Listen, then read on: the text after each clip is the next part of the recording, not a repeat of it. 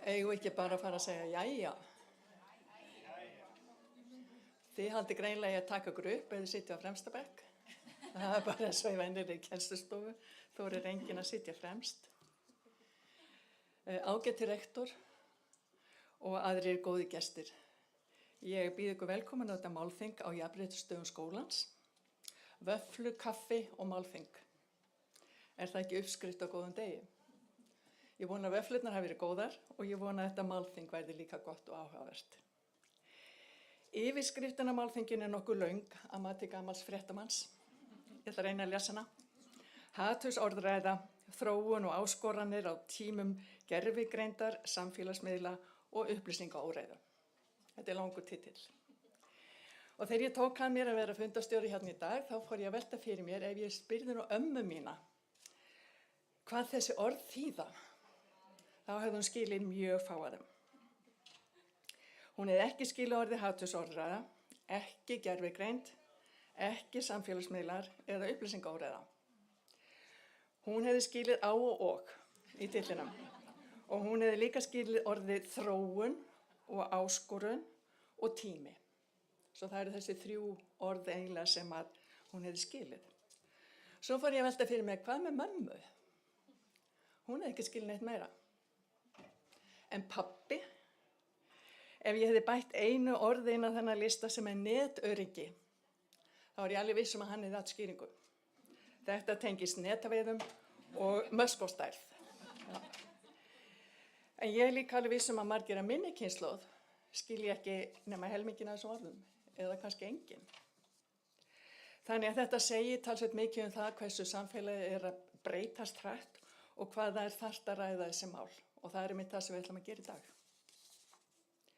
Við erum með 3 flotta fyrirlesara og þeir hafa fengið 20 mínútur í framsögu og við bíðum að allar spurningar þangað til að þau eru búin að ljúka sér af og þá fáið þið tækifæri til að spyrja og ég líka. Þá get ég verið að leika gamlan fréttamann sem ég veist alltaf mjög skemmtilegt.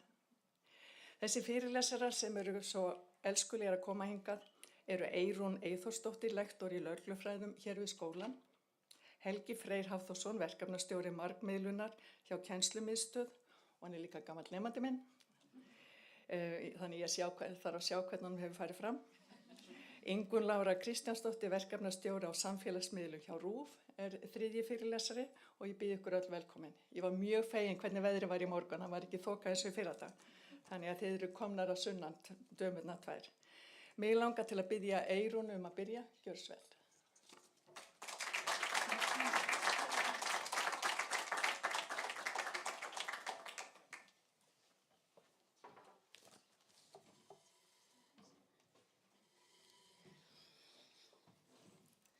Komið sæl og verið velkomin. Ég heiti Eyrún Eyþórsdóttir og svo búið að kynna mig reyndar og er lektor hér í lögreglufræðum og ég ætla að fjalla um hatursorðræðu. Og ég ætla að byrja á því að fara með ykkur í smá sögulegt ferðalag.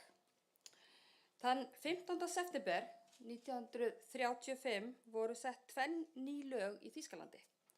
Annars vegar lög ríkisfang og hins vegar lög sem átti að vernda þýskt blóð og þýska sæmd. Þessi lög sem síðar urðu nefnd sem Nuremberg-lögin skilgreindu hverjir það gætu verið sem gætu skilgreind sem þjóðverjar og hverjir væru útilokaðir frá fullum borgaralegum réttindum. Samkvæmt lögunum gátu aðeins einstaklingar með hreint þýskt eða skylt blóð talist til þjóðarinnar og þar með fengið þýskt ríkisfang. Gyðingar voru á þessum tíma skilgreindir sem sérstakur kynþáttur og var þeim meinað að tilheyra þýsku þjóðinni. Í kjölfarið voru þeir sviptir borgaralegum réttindum sínum, útilokaðir frá mörgum þáttum samfélagsins. Lögin bönnuðu einnig hjónabönd og kynferðislegt samneyti milli gyðinga og þeirra sem gátu flokkast sem þjóðverjar samkvæmt þessari nýju skilgreiningu og þetta bann náði einnig ekki aðeins til gyðinga heldur einnig til annarra hópa eins og rómafólks og einstaklinga með dökkan hörundslit. Nuremberg-lögin lögfestu formlega kynþáttahyggju nasista og urðu undanfari harðari ofsókna gegn gyðingum og öðrum minnihlutahópum í Þýskalandi. Í kjölfar Nuremberg-laganna fylgdu fleiri lög sem enn frekar þrengdu á réttindum gyðinga í Þýskalandi. Árið 1938 voru til dæmis sett sérstök lög nafnagiftir þar sem skylduðu gyðinga til að gefa börnum sínum eingöngu nöfn sem þýska ríkið hafði skráð sem gyðinganöfn. Á sama tíma voru sett ný lög vegabréf gyðinga, öll eldri vegabréf voru gerð ógild og mátti ekki öðlast gild á ný fyrir en við ný vegabréf þau verið gefin út með jóði sem afmarkaði þá hópinn sem gyðinga eða júden, eins og var sagt á þýsku. Árið 1941 voru svo sett lög sem skyldu alla gyðinga í Þýskalandi til að bera gula Davíðsstjörnu á klæðunum sínum og innan í stjörnunni átti að standa gyðingur. Svo hægt að auðkenna þá opinberlega. Þetta gilti fyrir alla gyðinga sem voru 6 ára og eldri og urðu þau að bera stjörnuna á sýnilegum stað. Þessi lög voru hluti af víðtækri lagasetningu sem beindist gegn gyðingum í Þýskalandi á þessum tíma. Auk þeirra voru fjölmörg önnur takmarkandi lög sett, þar á meðal bann við að gyðingar getur starfa hjá ríkinu, átt fasteignir eða rekið fyrirtæki.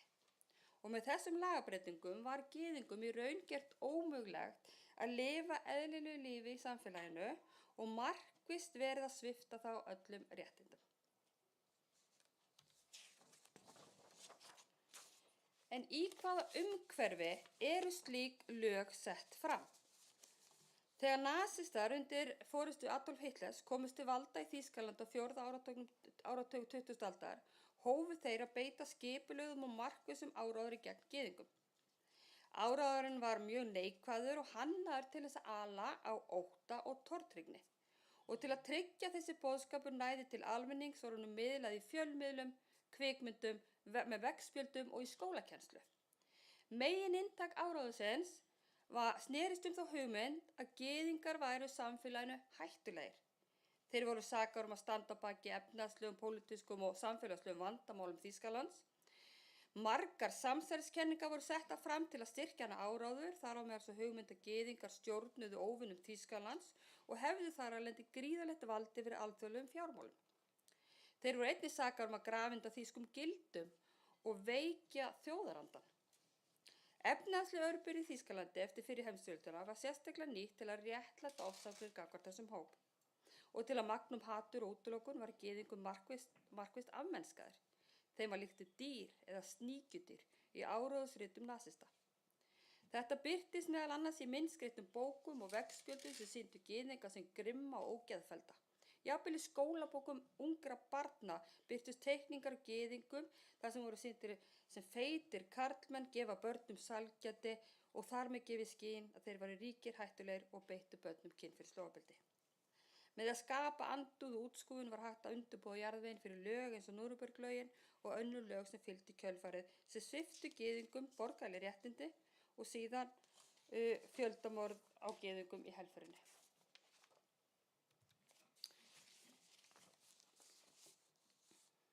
Hatursorðræða gegn gyðingum í þýsku samfélagi á tímum nasismans var djúpt rótgróin í hugmyndafræði þjóðernishyggju og útilokunar.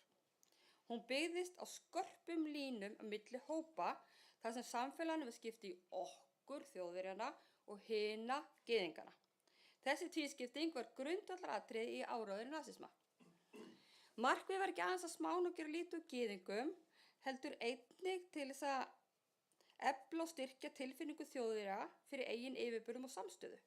Á sama tíma og gyðingar voru gerðir af blórabögglum var þýsk þjóðerniskennd markvisst efld. Þeir sem féllu undir lög hreina þýska borgara voru hvattir til að sjá sjálfa sig sem sameinaða, sterka og siðferðislega æðri hóp. Gyðingahatrið var því ekki aðeins byggt á útskúfun, heldur einnig á því að láta almenning upplifa hversu hreinna og betra samfélag væri án gyðinga og annarra sem taldu voru menga þýskt blóð, menning og gildi. Með þessu var lagður grundvöllur að sífellt harðari ofsóknum sem á endanum leiddu til helfararinnar. Í gegnum hatursorðræðuna var ógnin blásin upp í slíkum mæli að almenningur var hvattur til að taka virkan þátt í að vernda Þýskaland. Þýskt blóð og þýska sæmd og framtíð þjóðarinnar. Og þrátt fyrir að gyðingar var aðeins 1% af íbúum landsins voru þeir samt sem áður settir fram sem stórkostleg ógn við þjóðina. Síðan helförin átt sér stað hefur lögð áherslu að læra á sögunni til að koma í veg fyrir hún endurtaki sig. Saga nasismans og útrýmingu gyðinga, rómafólks, fatlafólks og hinsegin fólks hefur verið mikið rætt og rannsökuð, bæði í fræðilegum skrifum, gegnum kvikmyndir, heimildarmyndir og þætti. Og þrátt fyrir þessa víðtæku umfjöllun má velta fyrir sér hversu mikið við höfum í raun lært. Því enn í dag sjáum við dæmi útilokun, hatursorðræðu og fordóma í samfélögum víða heim. Jafnvel eru farin að sjá nýjar hæðir í því hvernig hatursáróður er normaliseraður. Og ástæðan fyrir því að ég er að rekja þessa atburði hér í þessum fyrirlestri er svo að ekkert af þessum lagagreinum, samsæriskenningum og neikvæðu viðhorfum hefðu orðið að veruleika né verið samþykkt í þýsku samfélagi án langvarandi og markvissar hatursorðræðu gegn gyðingum sem hafði smátt og smátt litað hug hins almenna þjóðverja í garð gyðinga. Og þessi hatursorðræða sem vissulega byggði á eldri fordómum og neikvæðum viðhorfum í garð gyðinga en á tímum nasismans var hún mögnuð upp í áður óþekkta hæðir. Hún varð ekki aðeins ákafur útbreytari heldur einnig kerfisbundin. Það er nefnilega kjarni málsins. Hatursorðræða verður aldrei til í tómarúmi. Þegar hún verður háværari, almennari, grófari og einhverju leyti samþykkt eða normaliseruð, þá speglar hún það pólitíska andrúmsloft samfélagsins. Það sem eitt sinn þótti ósættanlegt getur smá saman orðið að viðtekinni venju ef enginn spyrnir á móti. Til að skilja betur eðli og þróun hatursorðræðu getur verið gagnlegt að skoða hvernig hún skiptist í ólíka flokka og gróflega má flokkan í 3 megintegundir. Það er afmennskunin og djöflavæðingin og það hvatning til ofbeldis og svo er viðvörunartímabilið. Og afmennskunin felst í því að gera lítið úr ákveðnum hópum eða svipta þá mannlegum eiginleikum. Þeir eru til að sporna saman við svín og rottur, apa og svo framvegis. Og markmiðið er að sameina þá alla, í tilfelli nasismann, sameina alla gyðinga í einn hóp sem að mátti fyrirlíta. Og þannig var ill meðferð á þeim réttlætt. Djöflavæðingin er önnur tegund hatursorðræðu sem felst í því að sýna hópa sem eitthvað svona yfirnáttúrulega hættu sem skrimsli, velmenni, lífshættulega sjúkdóma. Og með þessari aðferð eru þeir sem eru skilgreindir sem hinir settir fram sem alvarleg ógn við samfélagið og þannig er ofbeldi gegn þessum hóp ekki aðeins réttlætt heldur jafnvel litið á sem nauðsyn til að tryggja öryggi og lífsafkomu þeirra sem er byggð í samfélaginu. Svo er það hvatning til ofbeldis, þótt afmennskun og djöflavæðing feli í sér afar neikvæða framsetningu á hópum fólks, þá er ekki þar með sagt að það hvetji beint til ofbeldis.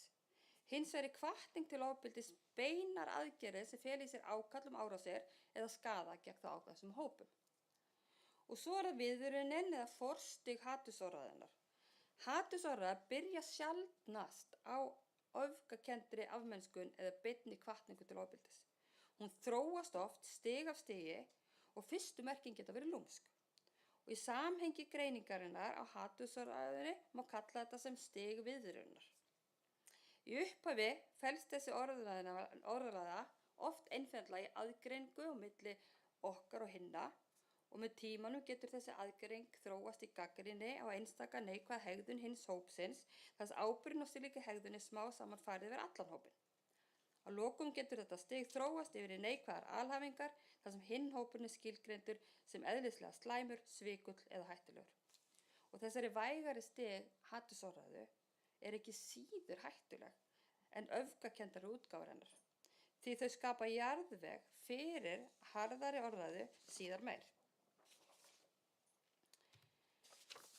Þá má jafnframt skoða einhvers konar greiningu á mismunandi styrkleikum hatursorðræðunnar. Og innan þess kerfis er gerð skýr greinarmunur á orðræðunni sjálfri og hvernig viðbrögð hún skapar. Orðræðan felur í sér neikvæð ummæli þá sem eru skilgreindir sem hinir í samfélaginu. Viðbrögðin vísa til aðgerða sem þeir sem eru skilgreindir sem við eru hvattir til að grípa til. Og fyrstu viðvörunarmerkin sem eru flokkar 1-3 og svo eru afmennskun og djöflavæðing sem flokkur 4 og hvatning til ofbeldis og útrýmingu flokkur 5 og 6. Og fyrstu viðvörunarmerkin er þessi hatursorðræða á vægari stigum hennar sem getur virkað sakleysislega jafnvel í byrjun en skapar jarðveg fyrir alvarlegri orðræðu. Þetta getur verið það að fólk sé ósammála einhverja hluti, það tekst á einhverja hluti og svo kemur neikvæð framsetning á hinum í kjölfarið. dregur fram neikvæðar athafnir sem hinir eiga hafa framið, til dæmis ásakanir svindl eða siðleysi, og slík orðræða getur falið sér aðgerðir eins og útilokun eða pólitískt viðnám. Og svo þriðji flokkurinn sem ennþá í þessum byrjunarfasa þessar neikvæða persónulýsingar, felur í sér beina gagnrýni að einstaklingum með hópum sjálfum í stað athafna þeirra. Dæmi þá orðræðu, til dæmis að þetta fólk sé latt eða heimst eða svo framvegis. Flokkur 4, afmennskun og djöflavæðingin, eins og ég hef áður komið að, alvarlegra en fyrsta stigið, og þar ekki aðeins verið að gagnrýna þennan hina, heldur það líka verið að svipta þeim mannlegum eiginleikum og setja það fram sem ógn. Og flokkun 5 og 6, sem alvarlegasta flokkunin, hvatning til ofbeldis og útrýmingar. Þessi flokkur öfgafyllstur og fela þessi beina hvatningu til ofbeldis eða útrýmingu á hinum, og hvatning til dauða, þjóðarmorð, alvarlegasta stigið, þar sem hin eru sagðir að skaðvaldir sem þurfa að fjarlægja á samfélaginu. Inniheldur beinar ákallanir að drepa eða útrýma hina.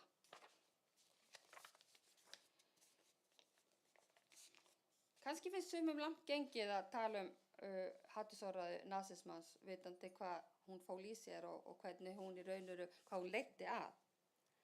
En ef við skoðum til dæmis bara samtíman hér á landi, að þá hatursorðræðan ekki bundin við sögulega atburði og ákveðna þjóðfélagshópa. Hún birtist á mismunandi hátt í ólíkum samfélögum og ólíkum tímabilum.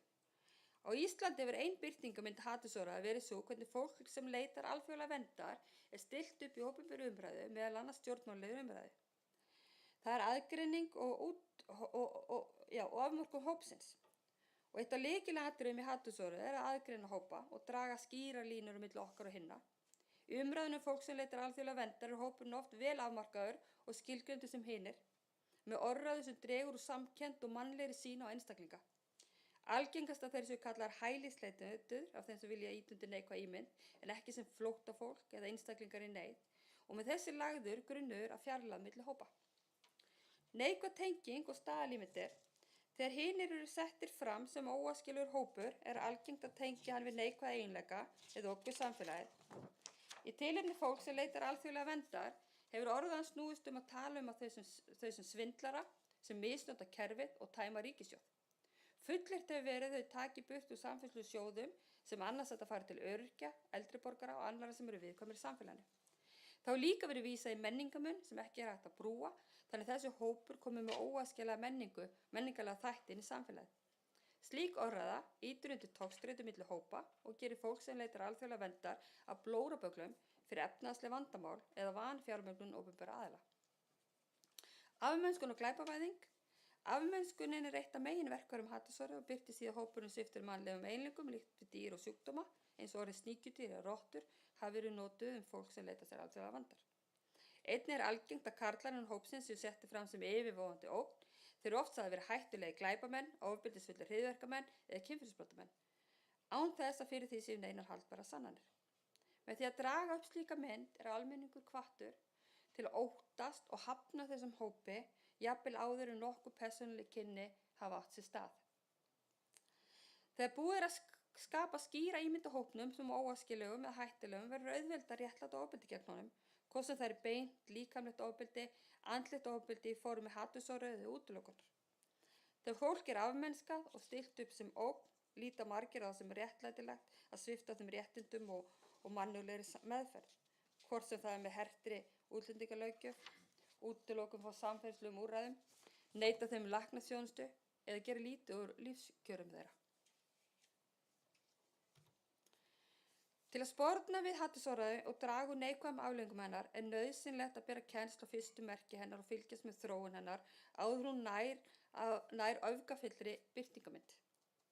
Hatursorðræðan verður ekki til í tómarúmi, hún spegilmynd að samfélagslegu og pólitísku umhverfi þess tíma og þegar hún eykst endurspeglar það oft dýpri breytingar í samfélaginu, hvort sem þær eru tengdar vaxandi sundrung og pólun innan samfélagsins, aukinni valdbeitingu stjórnvalda eða hættu á alþjóðlegum átökum. Aukin og normaliseruð hatursorðræða getur verið merki stjórnmálalegt andrúmsloft sé að breytast að þann hátt sem gerir honum kleift að blómstra. Í sömu tilvikum getur hún verið hluti af stefnumótun stjórnmálaflokka sem leitast að styrkja völd sín með að skapa innri óvinn og beina athygli almennings frá eigin stjórnarháttum. Í öðrum tilfellum getur hún þróast í kjölfar efnahagslegra og félagslegra óstöðugleika, þar sem óvissu beint á tilteknum hópum sem gerðir af blóraböllum. Að skilja hvernig hatursorðræða þróast, magnast og stigbreytist því ekki aðeins spurning samfélagsgreiningu, heldur einnig lykilatriði í að átta sig á pólitískum breytingum sem knýja hana áfram. Í samtímanum sjáum við mörg hættuleg mynstur birtast í hatursorðræðu gegn ýmsum hópum. Í samtímanum sjáum við afmennskunni í orðræðu gegn flóttafólki innflytjendum.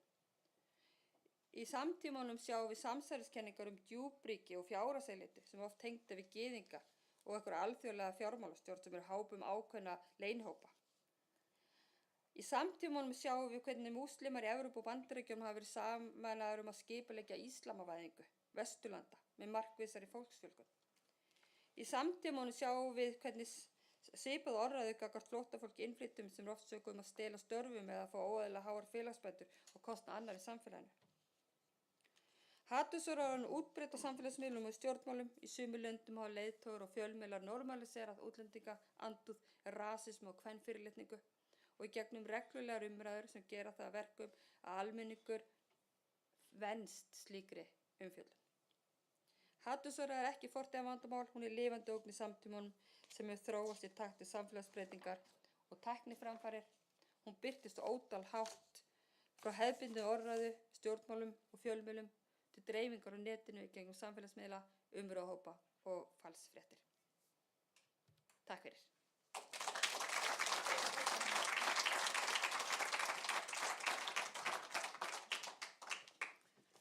Kærar þakkir Eydís fyrir mjög áhugavert innlegg og þá er komið að Helga Frey. Gjörðu svo vel.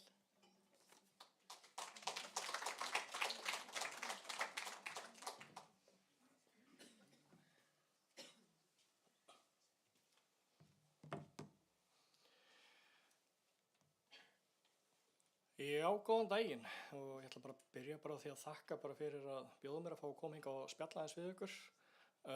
Eins og kannski Sigrún réttilega nefndi fyrirverandi nemandi sem þýðir að bakgrunnur minn er í fjölmiðlafræði.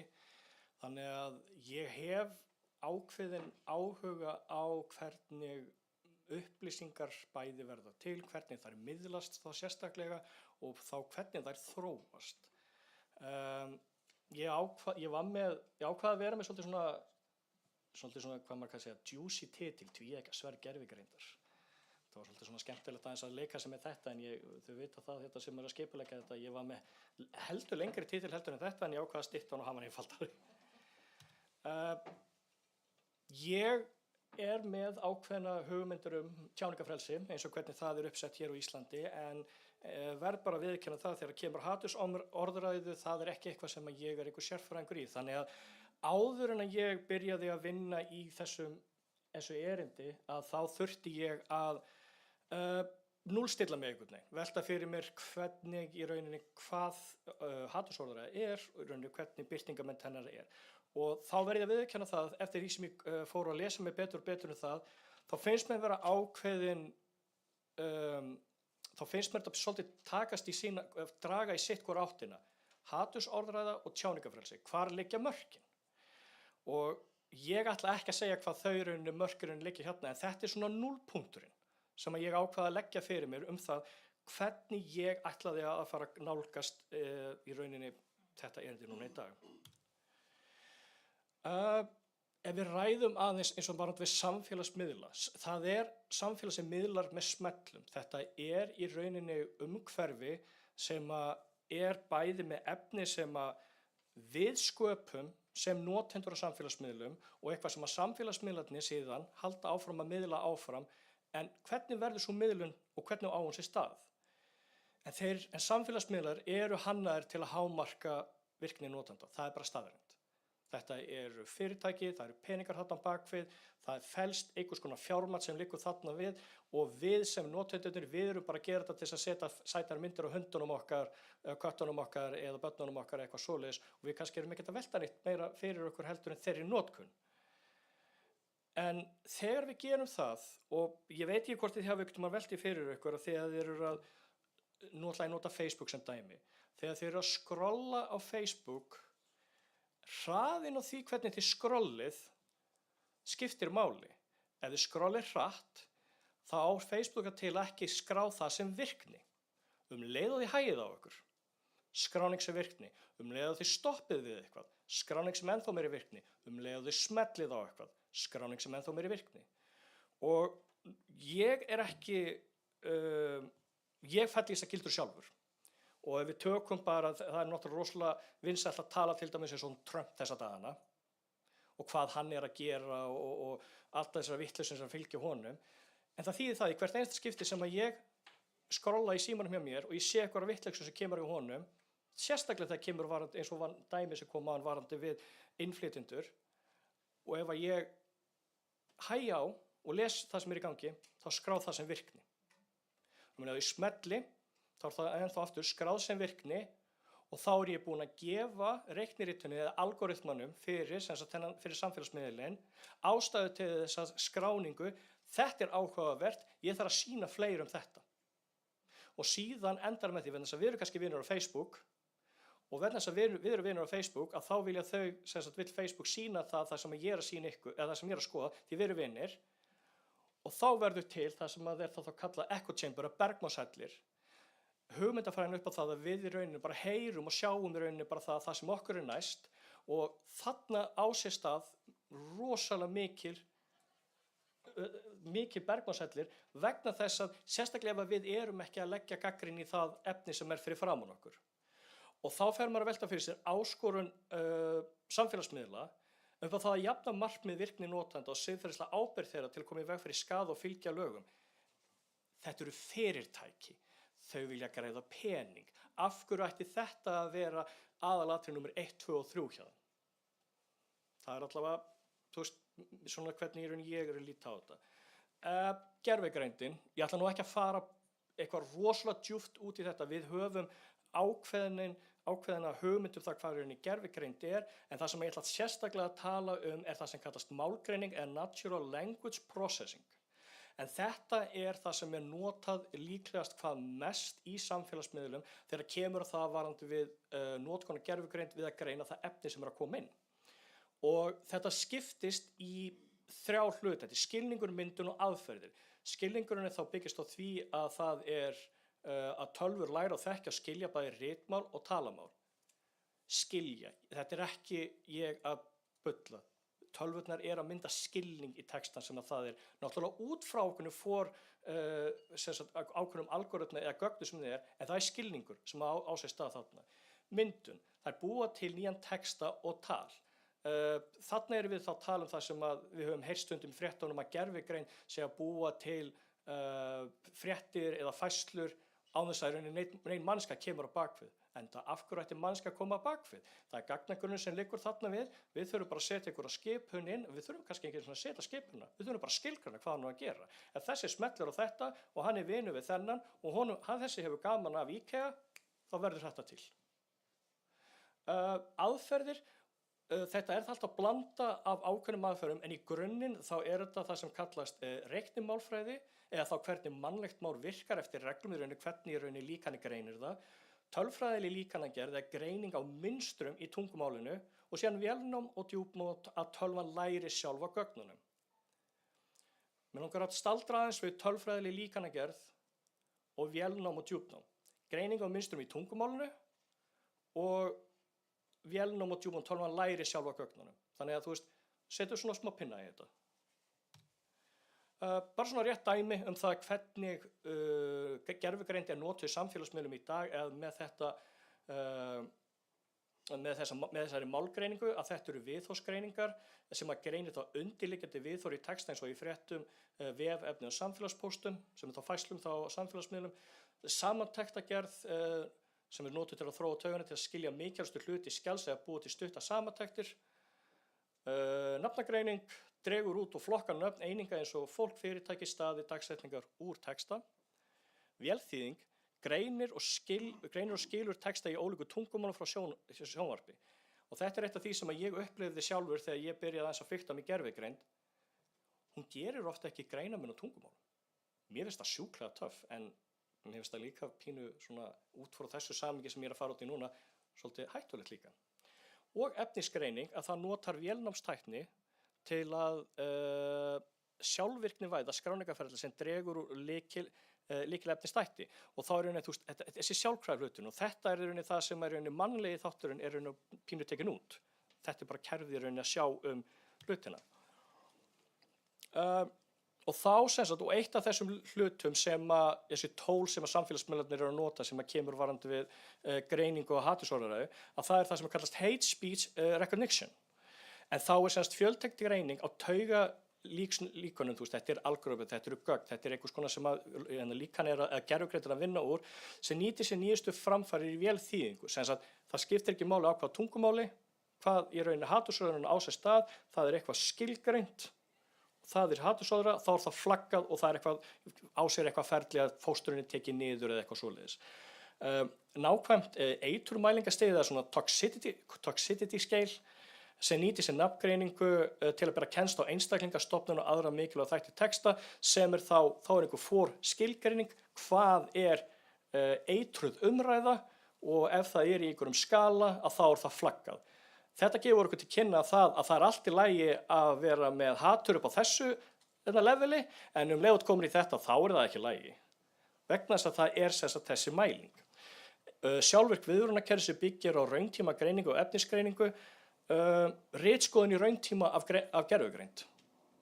Án þess að við rauninni áttum okkur á því að hún eigi sér stað og það er kannski búið að breyta texta eða breyta einhverjum hlut án þess að við rauninni áttum okkur á því. Vegna þess að samfélagsmiðlar eru ekki að sýna þessa breytingu eftir að hún hefur átt sér stað. Þannig að, tökum þetta saman. Með þessum aðferðum þá getum við greint haturstal í mörgum tungumálum. Við getum metið alvarleika þeirra, við getum búið til samantektur skaðlegt efni, við getum kortlagt tengsl á milli aðila og deila hatursnum skilabóðum og greint undirliggjandi þemu í hatursorðræðu. Þetta er rosalega gott verkfæri, það ekki? Þannig að við tökum þetta ennþá meira saman, þannig að helstu kostirnir eru sjálfvirk greining sem er eitthvað þá hraða, þannig að við getum í rauninni tekið við eða í rauninni gert eitthvað við hatursorðræðuna þegar hún á sér stað. Gagnadrifin innsýn veitir okkur dýpri skilning inn í munstur og greining á gögnum án þess að þurfi í rauninni mannlegi þátturinn að við þurfum að fara yfir hverja einustu línu. Þetta er náttúrulega þægilegra. Og þetta getur verið, og þetta er verkfæri gegn hatursorðræðu vegna þess að notkun á skilvirkri greiningu til að draga hatursorðræðu getur haft, eða mun hafa jákvæð áhrif á samfélagsmiðla vegna þess að þá náttúrulega eru við að draga úr henni með notkun á tækni og notkun á gervigreind.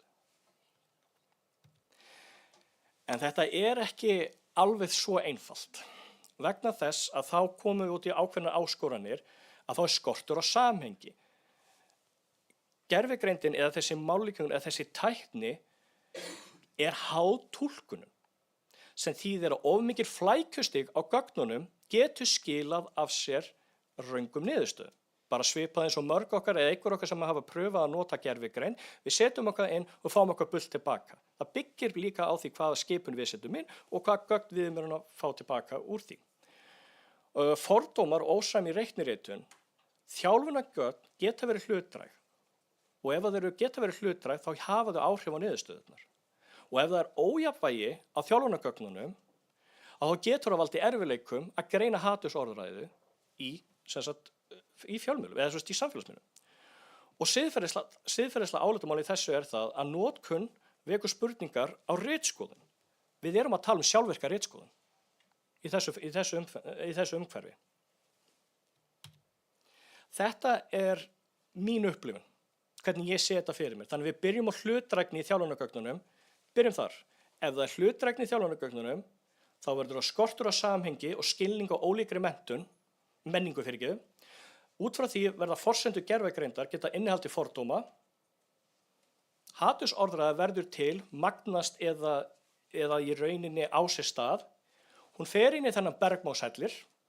Við sjáum, við skrollum, við erum að horfa á hluti.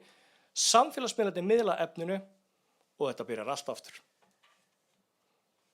Þetta er bara hringrás.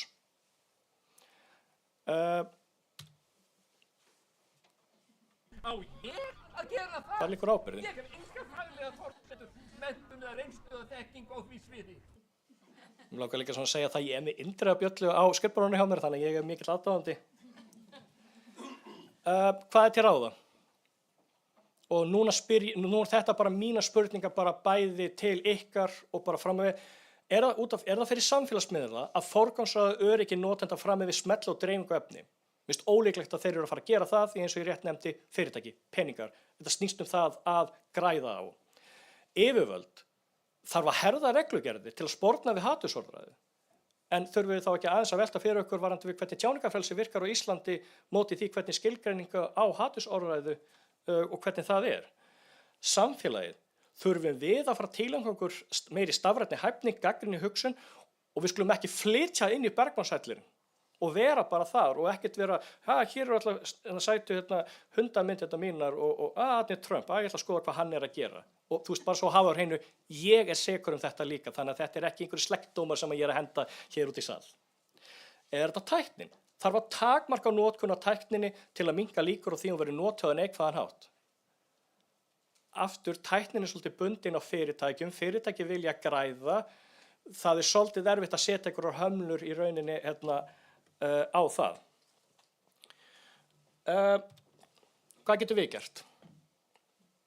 Og núna er ég bókstaflega að tala til ykkar og tala fyrir mig sjálfan.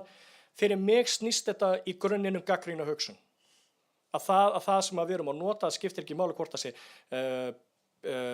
bíll, reiðhjól, hvar við verslum á netinu, gervigreind, samfélagsmiðlar, við þurfum að sýna gagnrýna hugsun á það hvað við erum að nota og hvaða efni við erum að lesa. Við þurfum að vera meðvituð það í rauninni hvað þetta efni er, hvað er að segja okkur og pínu kunna að fara aðeins dýpra í það. Og ég er ekki að segja það að eftir daginn í dag að þið eru fara núna skrolla miklu hraðar á Facebook bara til þess að koma í veg fyrir smellinu vegna þess að það er örlítið óraunhæft. En það er þess vegna sem við þurfum að bera kennsl á tækninu. Við þurfum að vera meðvituð að þetta á sér stað, þetta er í símanum hjá okkur, sérstaklega við leyfum, að þetta megi hafa aðgang að gögnunum okkar á það sem við erum að skoða í vefvefurunum hjá okkur, þá erum við komið ennþá meiri gögn og það sem við erum að skoða heimasíðum, ennþá meiri gögn, hvaða fréttir við erum að skoða, ennþá meiri gögn.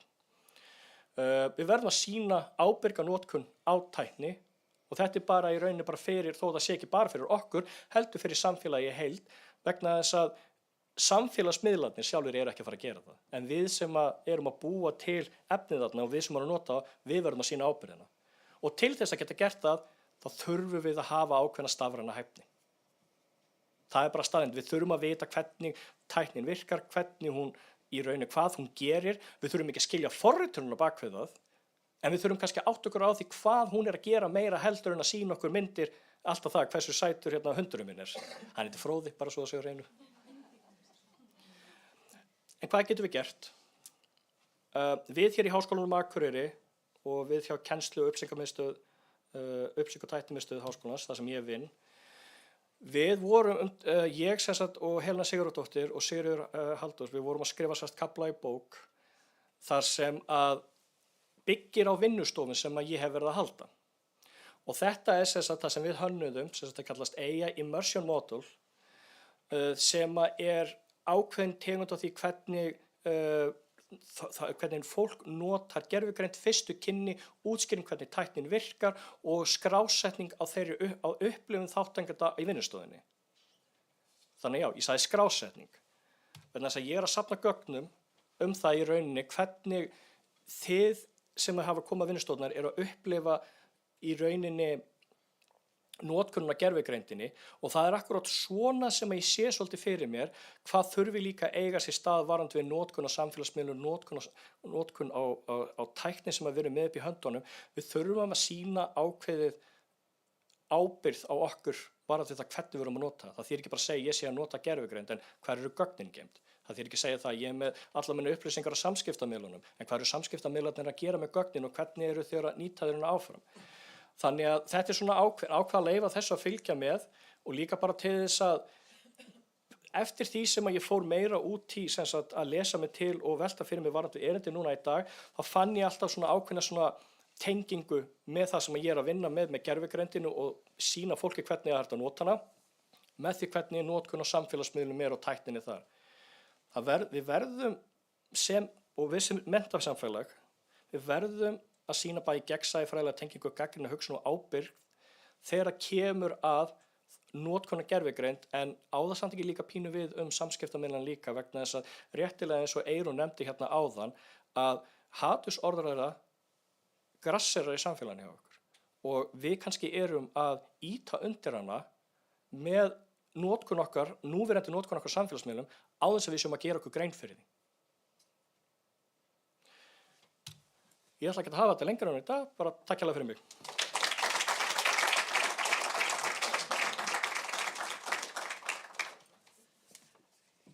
Kærar þakkir Helgi Freyr. Það greinilega komið tími til að ég fari í læri hjá þér. Já, og læri meira þetta. Þá er komið að síðasta fyrirlesar í dag og það er Ingunn og ég lít svo á að hún sé fulltrúi ungu kynslóðarinnar og starfar hjá RÚ með TikTok og er með það verkefni að ná til unga fólksins. Gjörðu svo vel.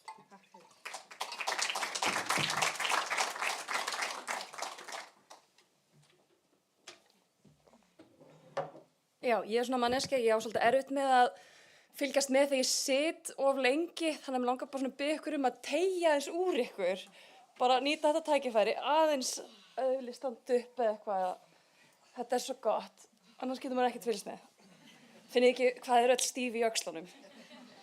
En já, ég heiti Ingunn Lára, ég er svona samfélagsmiðla fréttamaður, sem þýðir að ég vinn í raun bara eins og aðri fréttamenn nema að ég geri það á samfélagsmiðlum, á TikTok, Instagram, Facebook, Threads, Blue Sky, X, ég er á öllum miðlum og mitt starf er svona svolítið að ná til ungs fólk sem að lesa ekki blöðin eða horfir ekki á sjónvarpið eða línulega dagskrá. Ég gæti, fyndi hvernig svona textin droppa niður, það er bara skemmtilegt.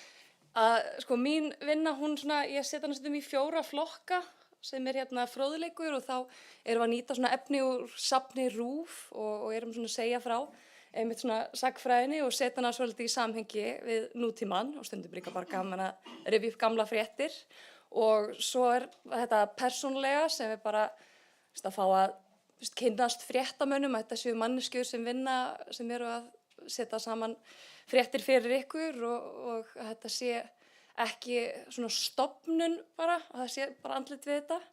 Svo erum við fréttaskýringar, það er svona vinsælasta efnið okkar. Þetta er oft einmitt TikTok eða Reels á Instagram sem að snúast bara að taka fréttir sem hafa kannski verið lengi og útskýra bara hvernig byrja þetta, bara A til Ö eða af hverju er þetta frétt og setja bara hlutina í samhengi því það er ekkert alls ekki gefið að fólk opni frétt og það viti nákvæmlega hvað gerist undan eða af hverju þetta er merkilegt. Þannig að mér langar svo litið að koma fólki inn í það þannig.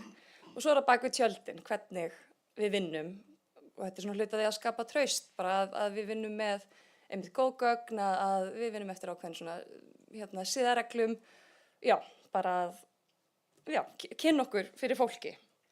En við ætlum að tala hatursorðræðu, sem er alltaf áhugavert og ég náttúrulega pælum mjög mikið í tjáningarfrelsinu, það er náttúrulega það sem fréttamennskan snýst það er að koma gögnum til fólks og allir eiga að fá að tjá sig og hatursorðræða, hún þarf að vera vel skilgreind ef það á að takmarka tjáningarfrelsi fólks. Þetta er mikilvægt og í íslenskum reglum, í lögum, þá er það svona hver sem opinberlega hæðist að, róper, smánar eða ógnar manni eða hópi manna með ummælum eða annars konar tjáningu, svo sem með myndum, táknum vegna þjóðernis, litarháttar, kynþáttar, trúarbragða, kynhneigðar eða kynvitundar eða breiðir slíkt út skal sæta sektum með fangelsi allt að 2 árum. Og svona er þetta orðað, þetta snýst að þetta sé hatursorðræða og opinberum vettvangi sem snýr mitt að öllum þessum atriðum og það hafa nú fallið nokkru dómar á Íslandi með hatursorðræðu. Ég held að það var málið mitt samtökin 78 voru með og það var einmitt svona hatursorðræða gegn hinsegin fólki og svo var hatursorðræða gagnvart flóttafólki. Þannig að oftar en ekki þá beinist hatursorðræða gegn minnihlutahópum, fólki sem er í viðkvæmustu stöðunni í samfélaginu. Fólk sem er líklegra til að reyna að fremja sjálfsvíg. Þetta fólk sem í gríðarlega viðkvæmri stöðu og einmitt, oft getur þetta verið svolítið gróft. En það sem ég vinn nú á samfélagsmiðlum, og pæli mikið í samfélagsmiðlum, það langar mig að skoða svona munin á tjáningafrelsinu í Bandaríkjunum og Evrópu. Það svona almennt þannig að svona trendið í pólitíkinu upp á síðkasti í Bandaríkjunum algjört tjáningafrelsi, bara ekki setja í skorður, sem þýðir auðvitað að þá getur hatursorðræða grassera þar. Í Evrópu þá erum við náttúrulega mörg svona, við viljum setja frekar í skorður en þá það mjög skilgreint eins og með hatursorðræðuna. Þó að einmitt Bandaríkin voru leiðandi í að svona lögfesta svona hegningarlög gegn hatursorðræðu sem nú svolítið áhugavert. En ef þið hafi nú verið að fylgjast með fréttum þá vitið það að það eru breytingar 2022 þegar Elon Musk kaupir Twitter, breytir í X. Hann segir þarna, hvernig orðan þetta, hann ætla að útrýma gervireikningum á Twitter, leyfa alla orðræðu og banna engan. Og þeir sem eruð á X, þið tókuðu örugglega eftir miklum breytingum. Þarna fær alltaf flakka. Hann, Kanye West, hann fær að segjast vera nasisti og elska Hitler og þarna eru líka myndbönd, þarna fer bara í raun allt út. Og svo gerist það bara í fyrra að hann Zuckerberg forstjóri Meta, hann ákveður að hætta með það sem heitir staðreyndavakt. Þannig að þetta svona eins og X, það sem svona community notes sem eru þetta ekki alvöru staðreyndavakt. Þetta oftast bara svona hópa sem geta komið inn og svona, já þetta nú ekki rétt, þetta nú svona og þetta ekki alltaf svona vel gert. En þetta þetta svona fylgjandi pólitíkinni þarna úti og breytingin sem ég svolítið séð upp á síðkastið að þó að hatursorðræða oft svona nafnlausum reikningum og hundaflaut sem bara svona leyni orð svona til hópa að þau sé að tala einhvern hópa eins og gyðinga eða múslima. Eitt hundaflaut sem að ég hef tekið sjálf eftir í kommentum við fréttir okkar, það Ari Abi eða Ara Abar sem einmitt bara araba og múslima að kalla á apa. Já. Það hefur náttúrulega mikið verið að tala skautun síðustu ár og ég hef heyrt það svo ofta, ég komið með svona svolítið ógeð af því. En hatursorðræðan auðvitað hluti af þessu og skapar svona ákveðna skautun. Ungt fólk að færast í sundur.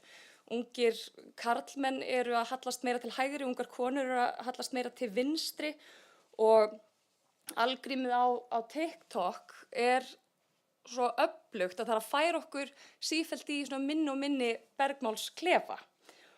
Og það ekki lengur bara svona sérsniða okkar áhugamálum, það hafa nú verið gerðar rannsóknir þar sem að fólk stofnar nýjan svona hreinan TikTok aðgang og einmitt passar upp á með virkni tíman eru bara stilla eitthvað að þau ætla bara að vera jaft á öllu.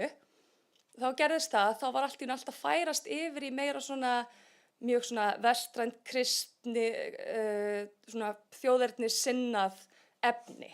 Að þetta gerðist náttúrulega og þetta mjög spes hvernig þetta virkar. Þannig að það greinilega, það svona ákveðið svona biased data þarna bakvið sem að færi fólk yfir í þennan bergmálsklefa. Og eins og þú bentir á, öfgarnar fá meiri deilingu sem þýðir að við bara færumst sífellt og sífellt út í litlu hornin okkar og við erum hætt að eiga samskipti, við erum bara byrja að hrópa á hvort annað. Og hatursorðræða í svona stóra samhenginu, ekki bara ljót orð sem við segjum hvort annað, þetta leið til að þagga niður í fólki. Þetta eru tölur sem við fengum frá fjölmiðlanefnd frá held í 2003 sem að sýnir að, jú, það taka allir eftir, stór hópur tekur eftir hatursorðræðu og bregðast við með því að tjá sig minna. Setja eitthvað fram, fá þessi viðbrögð, mjög öfgafull viðbrögð, hætta að tjá sig eða fara aftur inn í lokaða hópa. Við förum inn í öryggið og það okkur líður betur, við viljum ekki mæta heiminum, viljum ekki taka umræðuna. Við getum bara verið í okkar litlu búblu. Hún svo örugg og góð og í þessum bergmálsklefa þá eru allir sem eru ólíkir okkur, þau eru algjörir fávitar og skil ekki hvernig geta hugsað svona, því að við erum náttúrulega með litla sannleikan okkar í kringum okkur, allt sem er alltaf svona endur hérna rómað í kringum okkur. Það er svolítið áhugavert með hérna hatursorðræðu á TikTok þegar við setjum fram fréttir. Þá erum við almennt með þá reglu að, og því að við berjumst fyrir tjáningarfrelsinu, allir eiga að fá að tjá sig. Jafnvel þó að séu náttúrulega skoðanir sem eru kannski öfgakendar, fólk á rétt á sínum skoðunum. Þess vegna er svo mikilvægt að hatursorðræða sé vel skilgreind. En það er í eitt skipti sem við þurfum að loka fyrir athugasemdir og við alveg tökum umræðu áður en við gerum þannig. Og það var við myndband sem að ég birti flóttamann á Alþingi sem hékk fram á svölunum, munið eftir þessu. Það var umræða ný útlendingalög og þarna er flóttamaður sem var bara í mjög slæmri stöðu og átti bágt og var komin í neyðarskýli Rauða krossins, var á götunni og hendunum út og bara var andlega sér bara leið mjög illa og hann fer þetta og mótmælir. Þetta er náttúrulega svona gjörningur hjá honum og við erum náttúrulega öll rétt á að mótmæla en þetta náttúrulega, þú veist, þarna var hann líka að brjóta reglur. Við setjum þetta fram og segjum fréttina og kommentin voru svo öfgakend að þetta var ekki bara eitthvað það sem við erum kannski vanar að heyra helvitis útlendingar út með allt pakkið. Þetta voru drepum þetta lið, ógeðsleg dýr, skordýr. Þetta er alveg eins og þú lýstir úr sögunni. Þetta að vera hvetja til ofbeldis, hvetja til að drepa fólk, ákveðin hóp, múslima, alla útlendinga, þetta var rosa öfgafyllt. Og þetta var ekki bara frá einum eða tveimur, þetta voru mörg hundruð komment. Og þarna tók við ákvörðuna að loka á kommentakerfið og þetta, þú veist, reynum að fyrst eitthvað svona eyða út, já ok, þetta er hatursorðræða, tökum það út. Og gerum það til dæmis þegar við settum myndband Bjarna Ben þegar það var hendi yfir hann hérna rauðu glimmeri. Þú veist, við leyfum náttúrulega fólki að tjá sig, þú veist, fólk í pólitík, fólk á alltaf meiri rétt á því, en þegar fólk var fara að segja, ég ætla að henda sýru yfir Bjarna næst, þá hugsa maður, já, ég ætla að taka þetta út. Veist, þetta er ekki eðlileg pólitísk umræða lengur. Þannig að, sko, þetta er ekki umræðu vettvangur fyrir stjórnmálaskoðanir. Þarna eru bara hótanir. Og ég hef séð mikla breytingu síðustu ár. Verandi í fréttum, ég hef unnið í fréttum frá 2019, þannig að þetta er stuttur tími. Og þetta er að verða svona öfgafullra og þetta er svona til að skapa hræðslu og ég hef verið að velta því fyrir mér, sko, hvert er samhengið þarna og þetta er það sem er að gerast í samfélaginu. Við erum að koma upp úr faraldri, það eru miklir fólksflutningar, það eru stríð. Við erum að leita í litla öryggið, litla klefan okkar og þá þetta skapar svona ákveðin vettvang fyrir svona umræðu til að grassera. Það sem mér finnst alvarlegt var árið 2022, þá tók Kjarninn frétt úr birtingu. Og það er mjög alvarlegt þegar fréttamenn eru að taka fréttir úr birtingu og það var þegar það var tekið viðtal við Lenju Rún fordóma sem hún hefur orðið fyrir og umræðan færðist úr kommentakerfinu við eitthvað svona Facebook-færslu yfir bara á almennan vettvang. Fólk var að taka þessa frétt, deilinni á sínum vettvangi að, þú veist, bara að segja ógeðslega hluti hana og það sem var bara hatursorðræða og það er ég held að ég hef ekki séð fjölmiðla taka oft fréttir úr umferð þegar maður séu bara rangar og þá bara birt leiðrétting og beðist afsökunar. En þarna var hatursorðræða að hafa bein áhrif á fréttir á Íslandi og þetta er 2022 og þetta er náttúrulega hluti, þetta er byrjunin, þetta er svona, ég er ekki að segja að við erum að stefna hérna í stríð hérna á Íslandi en þetta er svona fyrirboði eitthvað þegar þetta er komið á þetta stig. Mér langar að sýna ykkur dæmi af TikToki sem ég sá daginn. Ekki sko beint hatursorðræða, en þetta sem þú nefndir, þessi fyrstu stig, ég ætla að sjá hvort ég geti spilað þetta. Þetta var bara að koma upp í kosningabaráttunni. Sko, þú veist, ef við erum komin í 1,6 fæðingartíðni allstaðar, þá er það bara, þú veist, þá er það bara fyrir að líkast einhver dauðakassi, sko. Þá erum við bara, þú veist, þá erum við bara ekki að fjölga okkur, sko. Þá gætu við þurft fleiri innflytjendur.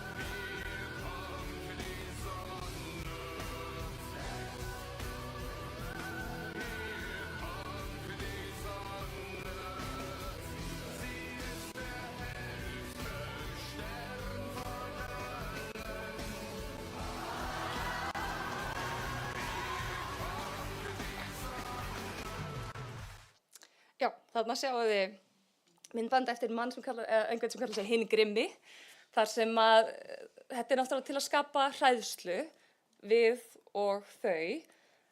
Ég ákvað að fara í smá svona staðreyndavakt, kíkti yfir tölfræðina því ég sá alveg eitthvað af þessu tölfræði, var rétt, því ég veit, ég kannast við fréttir sem voru skrifaðar, en sá svo að örugglega helmingurinn af þessu tölfræði var annað hvort ýkt eða tekin úr bloggum eða spjalli og úr einu var að gisk frá Bergþóri Ólasyni í Miðflokknum að málefni hælisleitenda kostuðu Íslendinga 45 milljarða.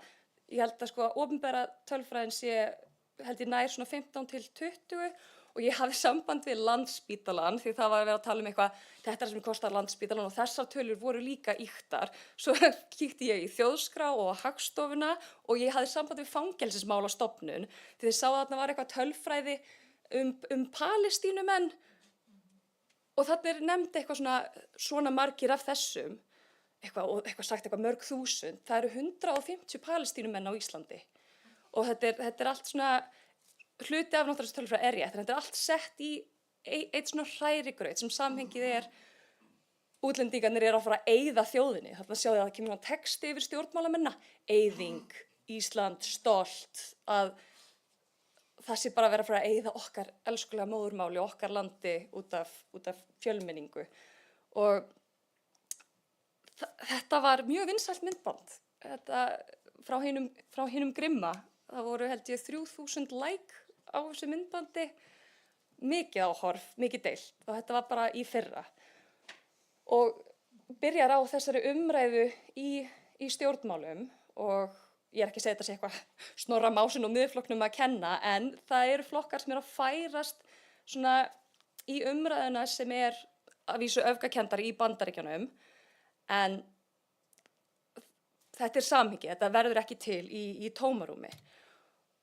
Svo ákvað ég að kíkja á þessi evrópsku lög og reglugerðir og ég hafði samband við fjölmiðlafulltrúa framkvæmdastjórnar Evrópusambandsins því að árið 2022 þá var sett á reglugerð sem heitir The Digital Service Act og er mjög merkileg reglugerð því þetta er í raun fyrsta sinn þar sem það er verið að taka á svona hatursorðræðu og svona skautunöfgar, upplýsingaóreiða og barnaníð á netinu og það er verið að reyna að setja hömlur á stóru samfélagsmiðla risana og ég spurði þau, þetta var sett 2022, eru þið komin með einhver mál?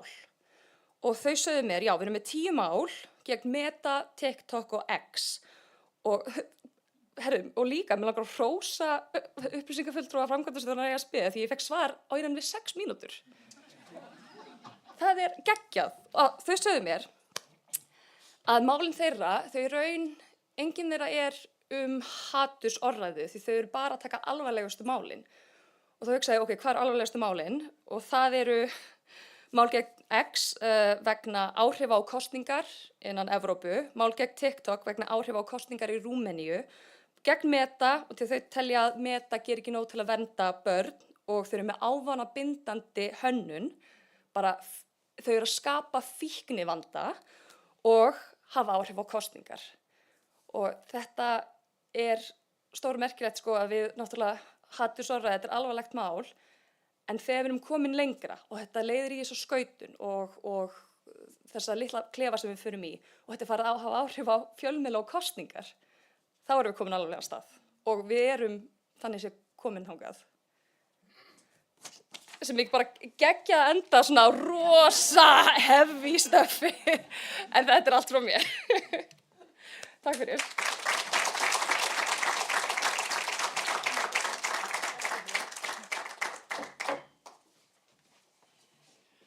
Kærar þakkir, þetta var mjög spennandi. Þá er komið að umræðu og ég þakka ykkur fyrir ykkar flottu kynningar. Og ef þið viljið spyrja út í sal sem ég vonaði gerið, þá gefið þið merki og þið fáið þið hljóðnema og ég bið ykkur að vera ekki með langar ræður, heldur spurningar, þannig að sem flesti komið stað og við höfum svona cirka 25 mínútur til þess að ræða það sem hefur komið fram. og það er vatn þarna og eins líka ítiði á takka. Mér langar eiginlega til að bara byrja á því að heyra aðeins betur í þér, Ingunn, af því að þú ert átt að vinna með unga fólkinu.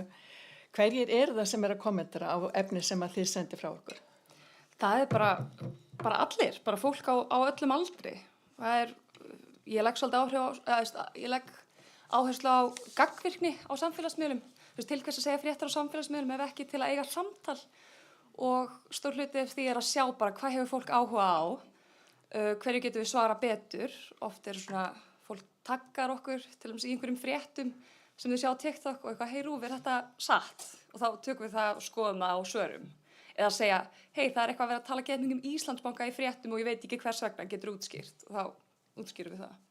Nú Rúf íhaldssöm stofnun og þá eru margir hérna með svona ekkert voðalega hrifnir þegar þetta fór að stað. Já.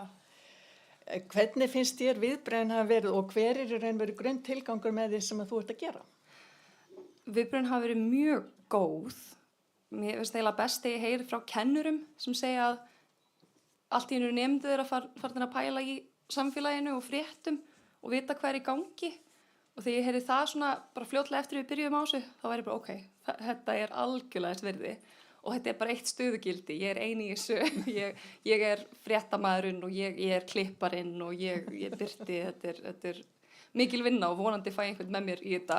En mér finnst viðbrögðin vera mjög góð og ég veit að það var eitthvað svona áhyggjur eitthvað, þú veist að TikTok sé í eigu ByteDance og kínverska kommunistaflokksins og eitthvað, en sko, krakkar verða alltaf á þessum samfélagsmiðlum og það eru hvort þið rangar upplýsingar þarna og ef þau eru að leita sér upplýsingar á þessum miðlum þá þurfa eiginlega að vera þetta til að geta komið þetta rétta. Þú er greinilega alveg nóg að gera og bara ykkur til fróðlegs þá er þetta dóttir Kristjáns Más á Stöð 2, þannig að hann er líka svona orkubolti. Mig langar þá til að spyrja Eydísi. Þú varst að tala, Eyrúnu fyrirgefðu, þú varst að tala aðalega þolendur. Hverjir eða hvernig hinn dæmigerði gerandi í þessar haturumræðu? Ég held að það sé erfitt að... Settu á mikrofónin. Ekki hérna? Okay. Ég held að það sé erfitt að svona, segja bara einhvern ákveðin hóp. En það hefur allan verið talað það að því nú þekki ég líka málaflokk gegn lögregluna þegar ég starfaði í lögreglunni og var að rannsaka hatursglæpi þar. Og þetta sama svolítið sem hefur verið svona skoðað sérstaklega í Noregi, að þá sem eru kannski mikið að setja fram allan þessi mál sem að hafa svona, sem lögreglan hefur fangað, oft fólk svona yfir miðaldra, eldra fólk sem að veriðist þá kannski á einhverju leyti eiga erfiðar að svona skilja samtíman eða einhvern veginn, þú veist, fatta hlutina eða óheflaðar einhvern veginn að setja hlutina fram á miðlum. Það svona það, en ég held að allir hópar geta sett fram hatustjáningu og ég held að í þessu kannski samhengi að þá áhægt að benda á það bara sem að gerast í Bandaríkjunum að það að verða rosalega mikið sveifla í átt af því að það sem hefur almennt ekki þótt kannski lægi að segja, má orðið segja. Það má orðið segja að transfólk séu geðsjúklingar. Það má tala niður konur. Það má tala niður hina þessu hópa. Það jafnvel flott að vera anti-woke. Þannig að við erum að fara inn í kannski eitthvað svona landslag samþyktar á hatri. Og þá held ég líka að það verði svona stærri hópur kannski sem að mun láta þá hlutina flakka. Nú sagði ég í byrjun að foreldrar mínir hefði ekki skilið orðið hatursorðræða. Hvenær eiginlega, hvað gerðist eða hversna fór þetta stað? Með hatursorðræðuna? Þetta í raun og veru það sem gerist í kjölfar þess að heimurinn átti sig á hvað gerist í helförinni.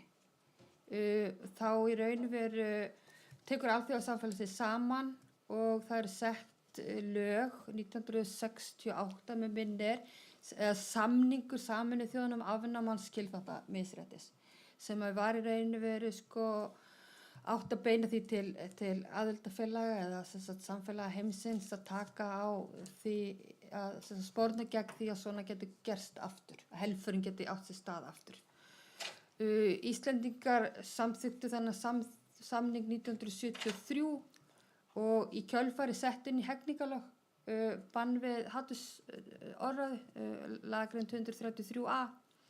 En það reyndi ekkit á þessa grein og þessi grein var stundum kallað svona skrautgreinin, hún var þarna, til að, líti út fyrir að það væri verið að hafa þetta í huga en það var aldrei, henni var ekki beitt.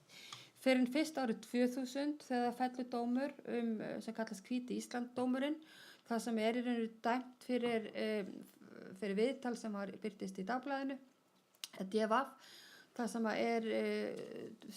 bræður sem stofnuðu þjóðernisflokk og þeir í raun veru, þeirra málflutningur var á þá veg að hvítir höfðu mikla yfirburði yfir svörtum og yfir öðrum og hann færði rök fyrir þessu með sínum hætti og það var kannski var algjör lína dregin í kannski þessum dómi hérlendis í þessu máli að það bannað að tala fyrir yfirburði kynþáttara eða litarháttara, yfirburði eins hóps yfir annan hóp. Við erum öll jöfn í augum laganna og bara erum öll jöfn í samfélaginu.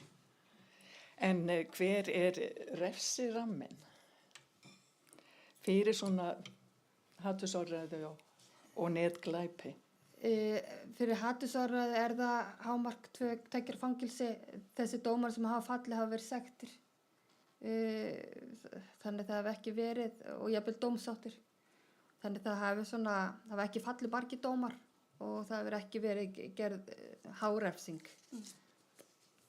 Helgi, nú jafnréttisvika háskólans í gangi og mér langar aðeins til að spyrja þig hvaða áhrif getur gervigreindin haft á jafnréttismál? Þetta rosalega hlaðin spurning. Og ég myndi bara segja það, þetta fer allt eftir, vegna þess að ég reyni að tala mikið fyrir því að gervigreind eða notkun hennar þetta verkfæri, líkt og hamar getur verið góð til að negla nagla, en þú getur líka nota hamar í verri hlutum heldur en það. Þannig að hvað getur gervigreindin gert í jafnréttisstað? Jafn mikið eins og það sem bæði öll erindin hafa komið inn og að það að virknin á samfélagsmiðlum skiptir máli og ég meina við getum deilt erindi héðan og það getur fengið rosalega góðan deiling og hljómgrunn í þessum bergmálshelli sem eru sammála jafnrétti en að sama skapi þá getur það verið rosalega neikvætt í öðrum bergmálshellinum.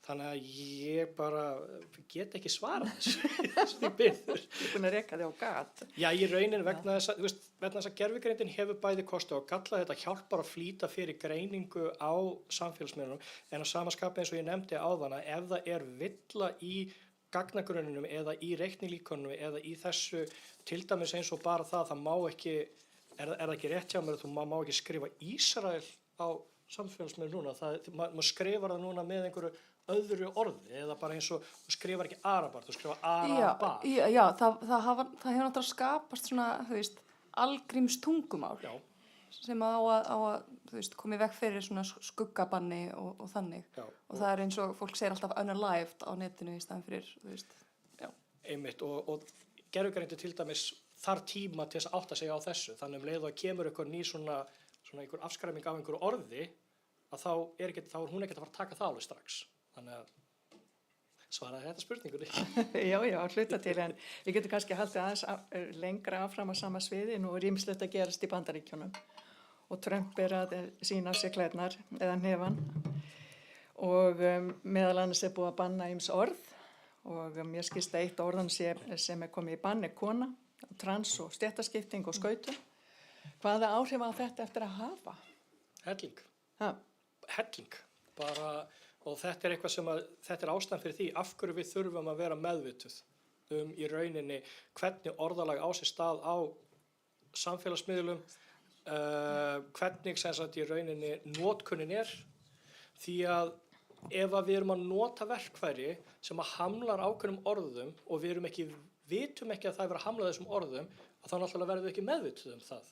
Þannig að þá hefur það áhrif á hvernig, hvaða fréttir við sjáum eða í rauninni hvaða færslur við sjáum og það er þess vegna sem við þurfum að vita af þessu. Þannig að bara vera meðvituð, bara eins og segi, sýna ábyrga notkun á tækni. ef ég fæ kannski líka að bæta við þetta, er að svona til að koma með smá von á móti, er að hann náttúrulega undirritar þarna 100 tilskipanir, en á sama tíma þá eru samtök, háskólar, mannréttindastofnanir að berjast gegn þessu og það komur 100 dómsmál sem munu úrskurð þetta og maður einhvern veginn vill hafa trú á því að stjórnarskrá Bandaríkjanna sé nógu sterk að það sé ekki bara hægt að banna transfólki að vera til og banna að skrifa vísindagreinar kyn. Þannig að þetta er svona, ég held að á næsta árum þá munum við sjá fólk berjast fyrir sínum réttindum, eða vonandi, já. Eyrún, vilt þú kommentera á þetta? Ég veit ekki alveg hvort ég eigi að gera það. Já, ok. Ég veit ekki alveg hvort ég eigi að gera það. Ég held að það mun ekki hljóma mjög sko bjartsýnt eða neitt slíkt. Okkur veitir ekki þetta bjartsýni. Að drepa stemninguna. En ég hef svolítið velti fyrir mér því við höfum svona oft tilneyingu til að halda hlutinni sé alltaf að fara á betri veg. Við höfum tilneyingu til að halda, þú veist, aukin réttinda bara að hafi sé að skila sér og það sé kannski orðið nýtt norm að við getum bara litið á alla einstaklinga sem verðmæta einstaklinga, sama hvernig fólk svona haga lífi sín og svo framvegis. En ef við lítum á söguna sem við höfum ekki lært af, að þá eru sveiflur í þessum hlutum. Þegar við höldum þessu komin á friðatíma, þá kemur allt í einu stríð. Þú veist, þú bjóst í Berlín á tímum múrsins, þú kannski fórst að sofa einn morgun og þú vaknaði daginn eftir múrin horfin og allt bara, þú veist, allt samfélagið þetta hefur gjörbreyst. Þú veist, hluti geta breyst svona. Og það eru mörg fordæmi í heiminu fyrir því að hlutin hafa breyst mjög snögglega á verri vegu. Þannig ég verð bara að segja eins og það fyllir mig skelfingu að sjá hvað er að gerast í Bandaríkjunum. Það fyllir mig líka skelfingu að sjá því að Evrópumenn hafa daðrað líka við rasisma, daðrað við útlendingaandu og svo framvegis og það eru jafnvel möguleikar og slík öfl komist til valda í Evrópu. Þannig ég ætla bara að vera svo óbúslega neikvæð og ég segi þetta út frá svona persónulegu kannski skoðunum fremur en kannski einhverjum fræðilegum að ég held að við séum að fara inn í dökka tíma. Trump, þú sýndir Snorra Másson áðan. En við skoðum bara Alþingi og hvað er að gerast þar. Ég ætla að fá komment frá þér, Ingunn. Það er náttúrulega mjög áhugavert að skoða pólitíkina því að á erfiðum tímum, bara sagan kennur okkur það, þá kýs fólk öfugt við það sem er ráðandi. Sem er áhugavert, við vorum með 3 stjórnmálaflokka sem voru hægri, miðja og vinstri og nú erum við með stjórnmálaflokka sem eru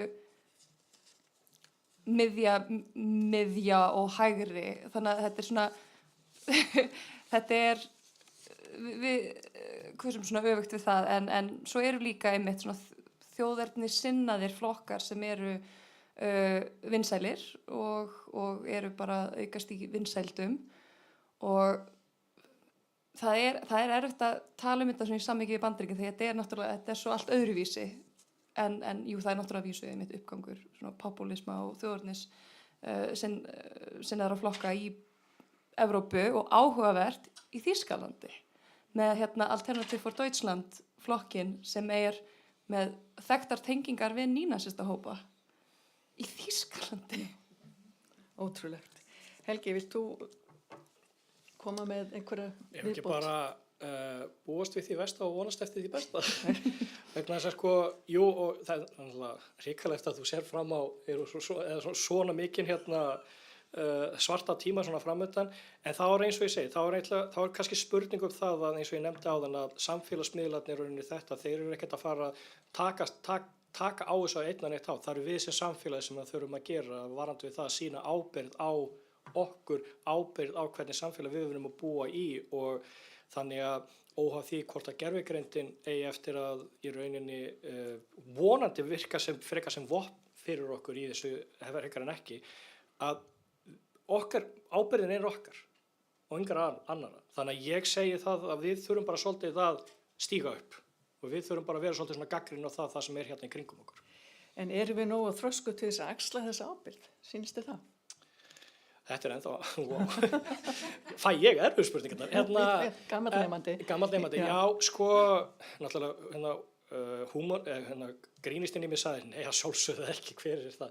Nei, ég held það vegna þess að ég held að í sögulegu samhengi við lærum ekki að sögunni, jú, kannski erum við bara rosalega hæg að læra, það tekur eitthvað tíma að læra hlutina, en ég allavega hef fengið að heyra það að ég sé óþolandi jákvæður einstaklingur, þannig ég ætla bara að segja já. En þið dömur, erum við nógu þroskuð?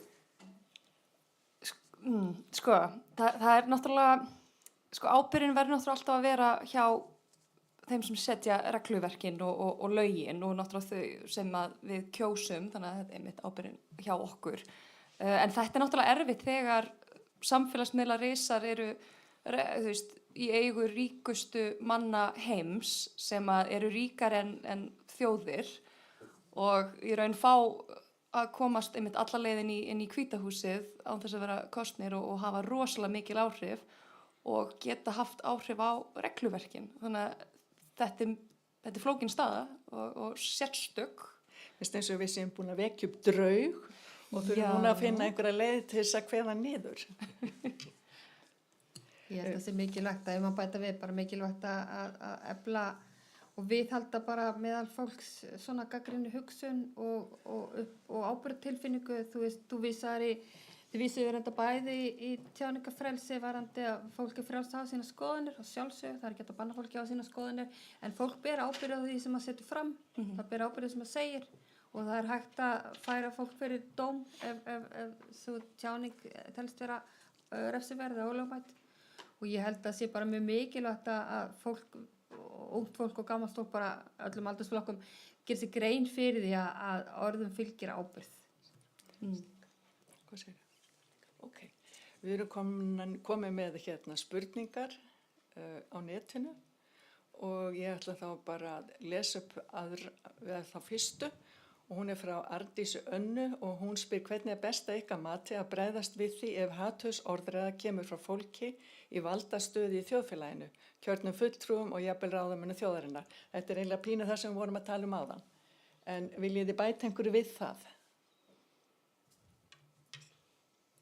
Ég myndi kannski bara hvetja hérna rúvaran til að vera stöðugt að uppfæra rangfærslur. Eigum við ekki bara að mæla með því að þið verði fjölgað? Já, bara staðrindavaktir og bara alltaf að nýta kosningarétti sinn og tjá sig. Svo er önnur spurning hérna sem er mjög áhugaverð frá Tinnu og hún spyr hvernig getum við frætt samfélagi meira hatursorðræðuna að það sé ekki eitthvað sem er samfélagslega samþykkt, að orð fylgi ábyrgð og hvort að það sé undir nafni eða ekki. Þessi nafnleynd. Ég meina þetta er bara eitthvað sem þarf að vera alltaf í fræðslustarfi. Það þarf að fjalla þetta í grunnskólum, það þarf að taka á líka, það þarf að vera skýrt að ákveðin tjáning sé ekki liðin. En þetta er erfitt eins og kannski kom fram því að það er auðvitað að tala ákall kannski eftir að það sé skýrt hvað er haturstjáning, hvað er ekki haturstjáning, en það er ekki skýrt. Það getur verið haturstjáning þó hún á ekki einhverju þröskuldi lagana og sé ekki refsiverð. Það getur sannlega samt verið haturstjáning með slæmar afleiðingar og getur hvatt til frekari haturstjáninga. Þannig ég held að það er erfitt að setja fram þessu ákveðin lína sem þarf að fara eftir, að þetta er alltaf á samhengi. Lögin, veit ekki hvort að lögin geta verið eitthvað skýrari, hvort þetta verði alltaf bara endan túlkun dómara á hvað viðkomandi finnst vera. Í dómunum, samtökum 78 dómunum, þá fannst mér ekki mikið tillit tekið til þolendana. Það var meira bara hort í raun og veru haturstjáninguna, eða þess að tjáningafrelsin og hvar mörkin liggja. Það var ekki tekið mikið tillit til afleiðinga tjáningarna í garð hinsegin samfélagsins og það finnst mér miður. Þannig að já. Það var líka áhugavert í einum dómi sem að var held ég sýkna í, einmitt með svona ummæli gagnvart hinsegin fólki.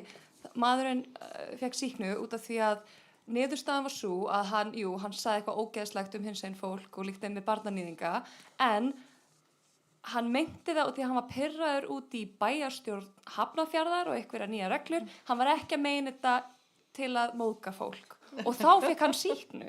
Hann er eitthvað svona, já, ég sagði þetta en ég meinti ekki svona. Mér var það rosalegur dómur. Eyrún, þú nefndir skólana og þeir þyrftu að fræða fólk. En kennarasamfélagið í stakk búið til þess að axla þá ábyrgð? Mér finnst svona orðið gervigreind hafa dottið yfir okkur, en svo bara allt í einu, þá erum við allir að tala um gervigreind, en skólinn tilbúinn? Já, mér finnst oft kennarar alveg vera með puttan á púlsinum og ég veit að Reykjavíkurborg er til dæmis búin að vera, og þeir hafa fengið mig í vinnu við að búa til fræðsluefni fyrir kennarar í Reykjavík, hvernig er best að takast á haturstjáningu og hatursglæpi og umræðum það, og ég hef verið fengin í fleiri skóla til dæmis og það er bara ég, þannig að ég veit að ég held að flestum skólum og kennarum séu umhugað þetta og séu eflaust að gera sitt besta. En það er náttúrulega sem að mér fannst mjög undarlegt að við erum eftir öðrum þjóðum í að setja einhverja svona stað, einhverja svona eitthvað forvarnaverkefni eða einhvers konar umræðu, og það vakti athygli mín og það vakti athygli kollega mín á hinum Norðurlöndunum sem að stúdera hatur eins og ég, þegar það komst ekki til dæmis í gegnum þingið að það ætti að auka fræðslum haturstjáningu og hatursglæpi fyrir opinbera starfsmenn. Að þingið gat ekki samþykkt mikilvægi þess að opinberi starfsmenn fengi fræðslum haturstjáningu. Og þetta er algjörlega á skjön við það sem við átt í stað til þess bara í Noregi, það sem að svona áætlanir og fræðslur og allt er búið, þú veist, það er langt síðan. Þú veist, þetta er ekki einhver umræðefni hvort þetta sé þarf, þetta er bara gert. Það er bara allir sammála því. Þannig það svona, hvað skilaboð eru það? Hvað skilaboð er það þegar Alþingi telur það ekki mikilvægt að opinberi starfsmenn þekki til hatursorðræðu? Hvað skilaboð er það til kennara til dæmis? Ingunn, hvaða skilaboð er það? Já, það er góð spurning. Þetta er einmitt máli, það þarf að styrkja menntastofnanir og það þarf að styrkja fjölmiðla og fjölbreytta fjölmiðla og minni fjölmiðla, ekki sko, þó ég vinni hérna á Ríkisútvarpinu, þá er ekki nóg að sé bara Ríkisútvarp, það þurfa að vera eins og, þú veist, mér finnst þess að þurfa að styrkja landsbyggðarfjölmiðla og Er allir dauðir? Já. Það er máli, sko. Skessuhorn er ennþá, sko, sterkur. En 4 eru farnir. Já, einmitt. En þetta þarf að styrkja og ég er sammála að það þarf forvarnastarf og það þurfa að vera afleiðingar, því ef það er ekki neinar afleiðingar, þá verður þetta venjulegt og allt í lagi, þannig að kannski þurfa bara að byrja að tjarga og fiðra fólk og bara rífa meiri kjaft. Það er spurning.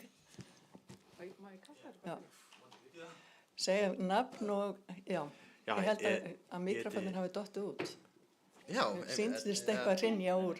En ég held að bara dottið ofan á honum. Ok, nei, það er missing. Já, einmitt. Má ég sjá? Jú, ég sá eitthvað þetta, já. Endaði þér, það er gott. Til sérstaklega spurning til Ingunnar, þú talar og þá þessi myndbandið sem sýndir frá TikTok. Alltaf TikTok er í eðli sínu svona aðþreifingarmiðill og fólk er svona frekar að skrolla gegnum þetta og er ekki endilega að pæla sérstaklega í hvort að það sem því sé sýnt sé byggt á einhverjum góðum staðreyndum. Hvernig er hægt að hvetja til og leiðrétta svona villur eins og kom fram í myndbandinu með tölfræði og slíkt, vegna þess að ég ger ekki ráð fyrir að meirhluti fólk sem er að skrolla gegnum casually sem bara heyrðu þetta gengur ekki alveg þurfum að það fact-checka þetta. Já, því að af hverju ætti maður að eyða síðan tíma í að fact-checka allt sem maður sér. Ég meina, maður myndi bara missa vitið. En það verður þá bara einhver að taka upp á því. Með þetta, ég byrjaði að safna gögnum og fór yfir og ætla að svara þessu og vera bara, ok, förum í gegnum þetta skref fyrir skref. Það er ekki hægt að vera með stöðuga staðreyndavakt á öllu, en þá kemur inn bara einmitt gagnrýnin hugsun og það þarf að koma þá bara snemma í fólki. Þetta þarf að vera eðlislegt að geta séð hvaða miðlar eru nota heimildir og góðar heimildir og hverju miðlar eru bara til að hræða okkur. Mér langar aðeins að bæta við þetta vegna þess að þetta er allt spurning á gagnrýna hugsun og allt spurning það að kunna að í rauninni meta upplýsingarnar, en ég held til dæmis eins og að kunna átta sig á því þegar að fullt af gögnum er hent framan í þig með einhverju tónlist undir, það er ekkert rosalega frægt. Og ef þú ert að horfa á einhver svona tölfræði og það er sýnt einhver skali en það er ekki sýnt hvaðan í rauninni gögnin koma eða heiminn eitthvað svoleiðis. Og bara gott dæmi að til þess að rauninni setja þetta líka að fjölmiðlar hér á Íslandi hafa líka verið dottið í þessa gildru að vera að sýna fréttir, þar sem þið sýna til dæmis ekki X eða Y ásinn á línuriti, bara til þess að skekkja gögnin, bara til þess að láta fréttina líta betur út. Það er ekkert svo langt síðan það gerðist fyrir ákveðan miðli hér á Íslandi í garði Háskólans á Akureyri. Og bara, þú veist, þetta skiptir ekki máli hvort þessu samfélagsmiðlar eða venjulegir miðlar eða útvarpsmiðlar. Við, þú veist, þótt að miðlarnir sem miðla til hvað gögnunum, það er alltaf við sem erum ábyrg á því að horfa, býtu, af hverju eru ekki að sýna á sinn? Ok, það eru vitnað í þessa grein. Já, ok, þetta lítur ekki svona, það er ekki svona slæmt fall niður í þessu súlu vegna þess að þú horfir á því í stærra samhengi. Og svo hefur líka bara hatursorðræða verið bara einmitt byrt í fjölmiðlum. Það er nú ekki langt síðan að það var skopmynd í Mogganum þegar frumvarpið að kynrænt sjálfræði var tekið í gegn og þetta er sérst mynd af karlmanni í kvennaklefa og bara gráðu ekki stúlkur, ég er búin að skrá mig sem konu og þetta er náttúrulega bara einmitt hatursorðræða gagnvart hinsegin samfélaginu aftur sem verður alltaf fyrir hatursorðræðu og þú veist, þetta er að birtast í vinsælum fjölmiðli þannig að það þarf, þú veist, það þarf líka að vera ábyrgð þarna. Þannig er spurning. Já, mér langar aðeins að koma inn á því að þetta er svona tengist ykkur. Viltu kynna þig með nafni fyrst? Já, Hjalti heiti ég og Jafnréttisstofu. Að því nú erum við búin að tala sko, hvernig hatursorðræða svona laumast inn í umræðuna og svona endurspeglar ákveðnar kannski svona zeitgeist í samfélaginu og við erum búin að tala gagnrýna hugsun og allt það, en hverjir eru á samfélagsmiðlum? Heilaþroski er í gangi til 24-25 ára. Börn frá 6-7 ára eru á samfélagsmiðlum. Gagnrýnin hugsun er ekki einu svona hugtak sem þau skilja. Veist, hvernig, og svo erum við með sko nafnlaus komment og á netinu sem enginn ber ábyrgð á. Við erum með TikTok myndbandi eins og við sýndu það. Hver er að fara að útskýra fyrir börnum hvað þetta því, já, nei, þessi gögn koma nú ekki frá ábyrgur heimild, þú veist, þetta er bara, ég er bara með eyrunu, þú veist, öfugt við Helga hef ég aldrei verið talað sérstaklega bjartsýnn maður, sko, við erum á leiðin til helvítis með eyrunu, við tvö ætlum að fara þangað, þú veist, hvernig á að bregðast við þessu, og gagnrýnin hugsun, já, fínt og gott, en þeir sem eru, þá sem er verið að mata á þessum hugmyndum, eru verið að grúma í ákveðna hugmyndafræði. Og þegar þetta fólk eru fullorðið, þá eru of seint að snúa við. Þannig að hvernig eigum við að bregðast við þessu? Af því að ábyrgðin er hjá einhverjum fyrirtækjum sem er fokksama annað en peninga, eins og Helgi sagði. Mér langar aðeins að koma inn á þetta, hérna jákvæðigurinn, að ég allavega aðeins að geta rauninni, mér finnst að það þurfa að leggja meiri áherslu hér á Íslandi á stafrænni hæfni, stafrænni færni og stafrænni læsi. Og þetta er eitthvað sem að þyrfti að byrja mun fyrr í námi og útskýringum heldur en ég veit ekki svo sem hvernig það byrja núna í dag en þú veist það er alveg rétt, það er ekki hægt að ganga út frá því að allir séu með gagnrýna hugsun og kunni að lesa gögnin og allt þetta því en það er til dæmis eins og bara það að eins og það sem ég nefndi dæmið áðan ef það er hent fullt af gögnum framan í því, fullt af ritum og eitthvað svoleið, sjáðu þetta eru staðrendirnar að þá er það fyrsta sem ætti að koma í kollina og nei, býtu, hvað meinarðu, þú veist eða já, þannig að þú veist fræðsla og þú veist, það ætti rauninni bara að byrja bara fyrir en við skulum bara halda áfram að vera jákvæð. Ég held að þurfi líka bara að banna snjallsímanotkun fyrir ákveðin aldurshóp og ég hef verið á þessari skoðun lengi og sama tíma hugsa maður, já, bann við einhverju þá sækist fólk líka í það, þetta þarf að vera að blanda af bara, einmitt, banni og fræðslu. Danir eru aðeins byrjaðar að pæla í þessu, börn undir 2 ára mega ekki vera með skjá fyrir framan sig, þú veist, iPad babies, þú veist, það er bara bannað, það má ekki, eða þú veist, það er þau mæla gegn því, það þarf að gera þetta, það þarf að, sko, jafnvel þó ég vinn við að gera efni fyrir samfélagsmiðla, það hugsa ég oft mikið væri heimurinn betri án samfélagsmiðla og kannski ætti þið bara allt þetta að brenna og við þurfum bara að byrja upp á nýtt því að við erum komin í hringrás sem er mjög, mjög erfitt að stöðva, sérstaklega þegar við fundum út hvað allt er þægilegt í fjarfundi eftir COVID. En ég held að þetta er ávanabindandi, þetta er dóp og við erum með kynslóðir sem eru með fíknivanda, eru háð símum og þetta er bara, og þessi birta, þessi skjábirta er farin að hafa áhrif á svefn, heillar kynslóða, og sjón og minni. Það er bara eina kynslóð ungs fólks sem er með ágætt minni, það eru þau sem hafa áhuga á, þú veist, bókmyndum og leiklist, þú veist, eins og leikarar, það er hópur fólk sem að er miklu, minni líkur að þau fá Alzheimer því þau eru alltaf að leggja hluti á minnið en þegar við erum með allt hérna, við getum leitað öllum gögnum bara með því að googla, þá hættum við að læra að muna já, ég er með mikla skoðun á því að við eigum ekki að vera svona mikið í snjallsíma. Og þetta segi ég og vinn við þetta. Síðasta spurning úr sal og svo ætla ég að vera með einu loka spurningu handa ykkur.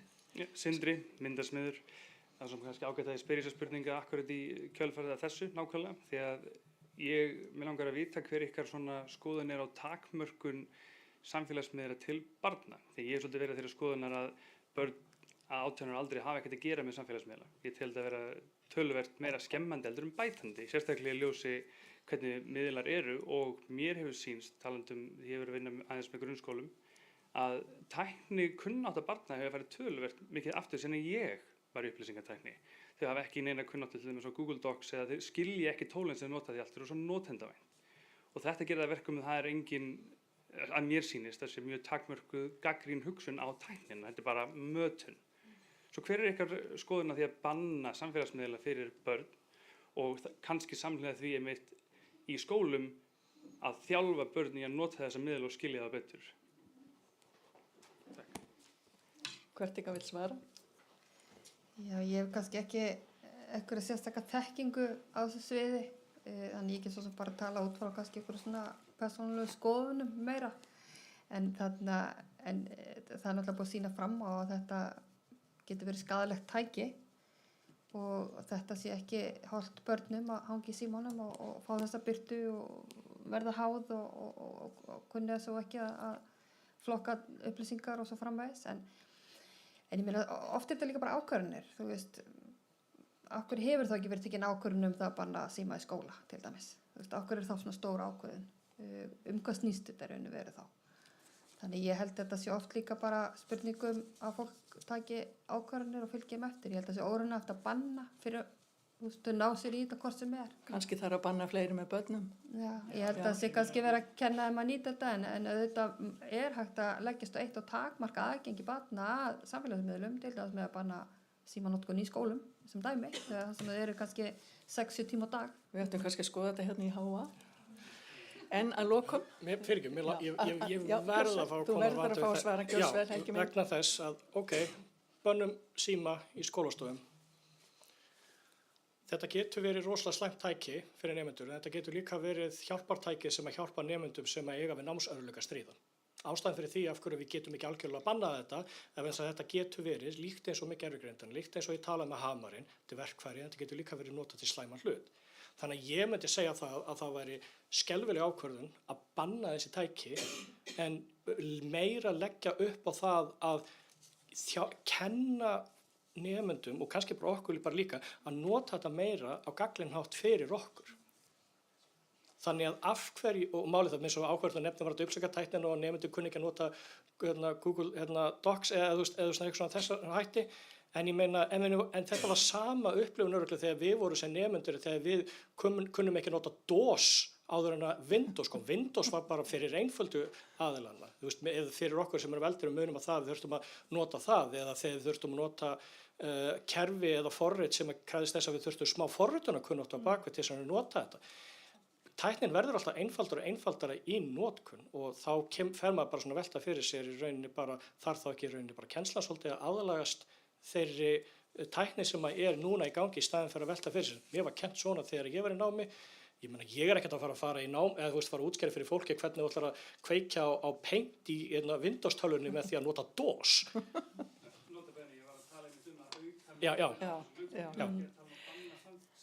Nei. Við erum komin yfir tíma. Ég vil gjarnan enda aftur á jafnréttinu af því að þetta er nú jafnréttisvika og við erum nýbúin að horfa sennilega öll ykkar á seríuna með Vigdísi Finnbogadóttur og hennar baráttu í jafnréttismálum og hvað hún hefur skipt miklu máli. En stundum segjum við förum 1 skref áfram og 2 aftur á bak og við finnum alltaf einhverja nýja drauga. Eru nýju draugarnir í sambandi við jafnréttismál, gervigreindin og samfélagsmiðlar? Ég langar til að fá svar frá okkur öllum. Ingunn, þú mátt byrja. Já, ég held að þetta sé, þetta er allavega svona vettvangur sem að getur leitt til svona sundrungar, já, klárlega. Helgi? Mér langar ekki að hljóma svo gömul plata, en jú, ég held að þetta geti gert bæði, vegna þess að svo fer maður að velta fyrir sér, er þetta draugar, er þetta raunveruleikinn? vegna þess að bara það þótt að hugmyndafræðinu notkun gervigreindar sé frekar nýtt og ég meina undanfærin 2-3 ár, þetta hefur svona kerfi hafa samt verið notið í samfélagsmiðlum í mörg ár, þannig að þetta er ekki nýtt þannig lagað, þetta er bara orðið aðgengilegra, þannig að ég meina ef það eru draugar þá vitum við alveg hverjum að kalla, þá kallum við bara draugabarana. Ég held að þetta geti bæði verið vettvangur þess að auka jafnrétti og draga úr jafnrétti. Ég meina þetta er allt mannanna verk. Þetta er fólkið sjálft sem býr til það sem fer á samfélagsmiðla og annað slíkt, þannig að við erum að hugsa þetta þannig frekar. Kærar þakkir, við skulum slá botnin í þetta hér og ég þakka ykkur fyrir frábæri erindi og ykkur fyrir að koma og ég vona að þið hafi haft gagn og gaman að þessari umræðu.